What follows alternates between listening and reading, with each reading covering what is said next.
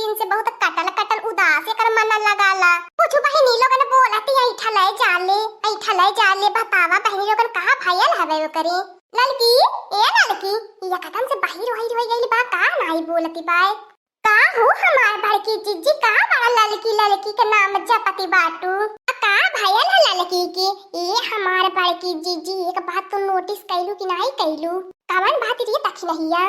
की है हो हमार बड़की जीजी लड़का बहनी ती आजकल हमने से बड़ा भाई चल भाई नहीं करती नी जाए हमार दखना यही बात की हम बहुत नोटिस कैली। हम तो वही से परेशान बाटी बहनी देखत कहा तब चिल्लात बाटी ओके देखा कैसे सीढ़ी चढ़ल जाती है बोलती चलते नहीं बाय रुक जा हमार बड़की जीजी हम हाथ लगाती हम बुलावती दी कैसे नहीं बोलती हमार लड़का बहनी ए लड़का बहनी ए पाऊ रही काहे नहीं बोलती है हमने से का भले तक नहीं कुल हवा तोरी निकल गई अब नहीं तोरे में तभी बाल लाल की चिल्लाए भाई के कहलू नानी नहीं तो अब हम बोलत बाटी अब तुरंत लड़की बोली मानी इतना खास सहेली हमारे जवन कहा सुने के रहतन हमसे कहा सुने आजकल करे पतन काहे कहे गल बाकी हमसे कुछ कहती बाय नहीं सुनती बाय। ललका चाची काहे बुढ़वा खातिन पगल आई बाटू अरे हमार बड़की जीजी ई का सुनत हई। अरे हमार ललका चाची बुढ़ा मेहरारू ले आले बा तो तोहे काहे तकलीफ होती बाय करी कलुआ कबा ना बुढ़वा मेहरारू लेके आइल बाय वो जना के अपने गांव बुढ़वा जवन के बियाह हवा सदैया नहीं फैल रहल है। हां दे बाकी अम्मा वह बुढ़वा के तब नाई शादी कैला ससुर नहीं त बुढ़वा ठलावा अब जाय के बियाह कैला अब जाय के मेहरारू मिलली और वो रे बड़की अम्मा पकौड़ी गंज से अपन मेहरारू के लेके आयल बा बुढ़वा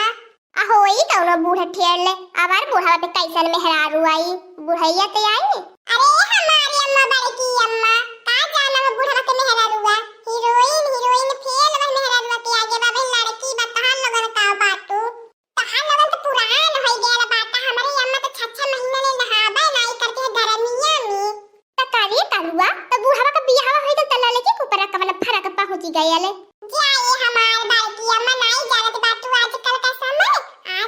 मने धन खातिर पता न कानी का कहलावा त पाए पियो हमार ललको चाची रहनी बुढ़वा के आगवा पीछे में मेरा रात ही जगो जमीन खातिर प्यार का नाटक करत ललका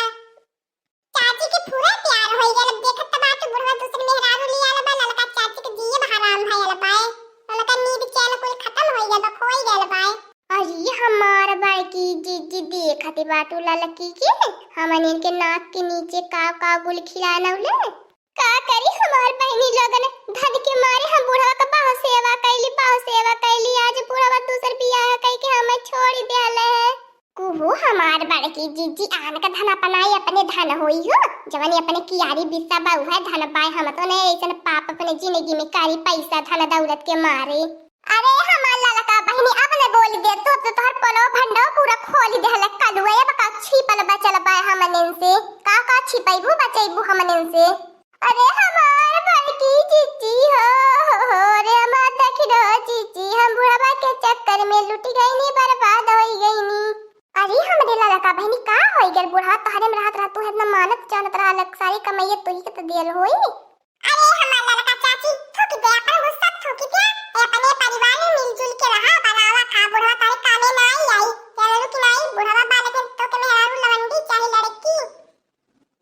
अरे हमारे कलुगा पहले मैं बतावले हो तो बुढ़वा की लड़की हम चाहे तो हम लड़की है कि नहीं बनी गयल होई तो काहे हम छोड़ के बुढ़वा गल दूसर बियाह कइले।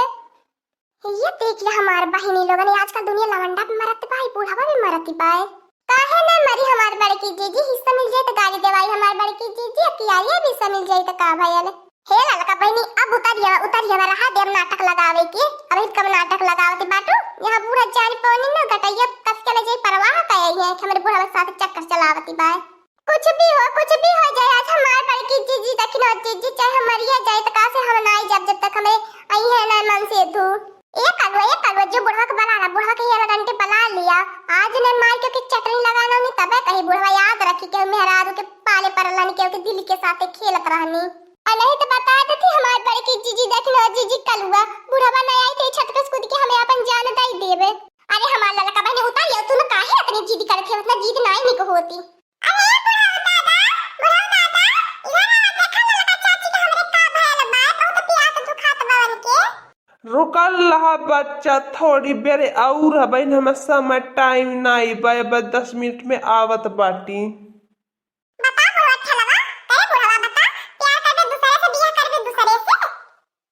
का एक कलुआ हम कैसे हमार तुआ जन बाटी नटी सीढ़िया पे चढ़ती हुआ नहीं तो हम जाने ला खाली त करे बुढ़वा हम जाने ले त काहे पकौड़ी गंज से दूसर मेहरारू ली आइले है त इहे सोच के लिए आइले ने कि इसवा बखर वाला लड़की के नाई देवे के पारे बता देते बुढ़ऊ जात पाटी आ दे छत पे से कूद के अपन हम जान दाई देबे तो दूसर मेहरारू हमरे जियते में ले आयल बाटा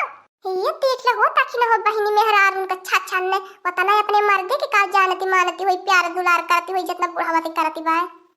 काहे हमार ललका पारो रानी हम अपने खातिर नाई बियाही के लिए आल बाटी अपने बेटुआ खातिर बियाही के लिए आल बाटी पतोह ले आल पतोह अपने खातिर झूठ रहा तो बोले के बुढ़ऊ तो बहुत झूठ बोले लिया ए बुढ़ऊ बताए ते तो बाटी हमसे बियाह करे के परी नहीं ते बस आज खुद के जान हम दई देबे अपन और ये मोरे बहिनी रे बहिनी इतना ही प्यार में पगला सनकाई गईली बा बौराई गईली बा करे नहीं कुछ समझ में आवत बा का बोलत है का नहीं बोलत है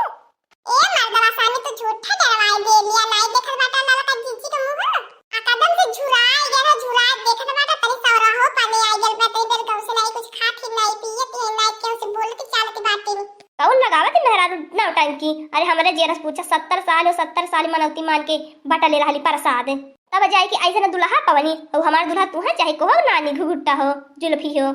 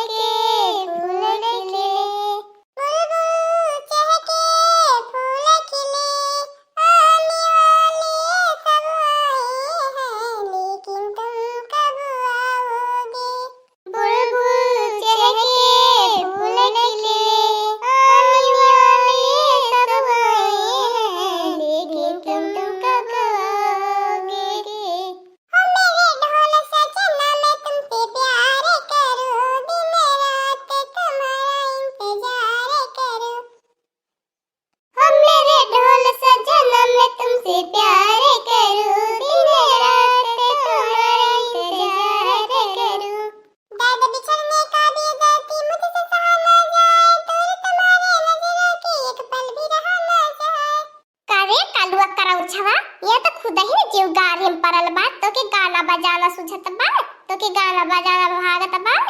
अच्छा ये हमार ललका ये हमार पारो रानी उतरिया चला यही लगे हम तो से बियाह शादी कैले तो बाटी मंदिरी में देख फिर देख ले ललकी का खुशी के ठिकाना ना बा एकदम खुशी के मारे फूले में गोली मार दिए बाय हाँ हो हमार बड़ के जीजी नहीं देखती है देखा कर मुस्किया एक पाउआ का भाई मुस्किया एक पाउआ मार के जाती बाय अब न उतरियो तो हमार ललका बहनी अब का चाहिए अब काहे अड़ी आई के बैठली बाटू कहां हमारी आई के बैठल बाटी ना तो हमारी आई के बैठले बाटी ना तो चलत बाटी खड़ा है के ताला से बतियावत बाटी लेकिन थमा देखना जीजी एक बात पता चल गया देखना जीजी बहुत झूठ बोले नहीं बहुत झूठी नहीं है ए हमार देखना जीजी देखा मुनुन मत करा मछिया के दिन बिना ना तनी हमो से कह दा अपन हरज गाय से सुनी ले जानी ले तोरे जैसे मेहरारू से ना बोला बाबा बेकार बा पाप है पाप महा पाप है किए तोसे कहत बा देखना जीजी मैंने तो हमसे बोला बे नहीं करा करे बुढ़ावा करे टकलावा मन खाते टकला फोड़ के लाल पानी निकाल दे यह कुल करत बाटे बुढ़ावा त तेने बुराई का है बूढ़ा बुराई का बा जब ललका हमारे साथे खुश बाटी तेमे बुराई का बा चलत बाटी है जुआ बियाह करब की